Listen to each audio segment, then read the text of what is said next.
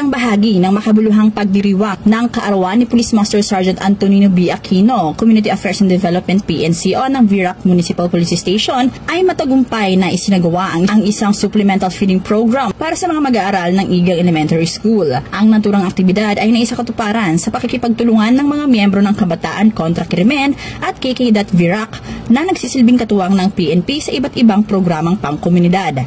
Layunin ng proyektong ito na higit pang mapabuti ang kalusugan at nutrisyon ng mga batang mag-aaral, kasabay ng pagpapatibay ng ugnayan, tiwala at pagtutulungan sa pagitan ng pulisya at ng komunidad. Bahagi rin ito ng adhikain ng PNP na ipamalas ang mas malawak na saklaw ng kanilang serbisyo, hindi lamang sa aspeto ng seguridad at kaayusan, kundi pati na rin sa larangan ng pagmamalasakit at pagkalinga sa mga pangunahing sektor ng lipunan.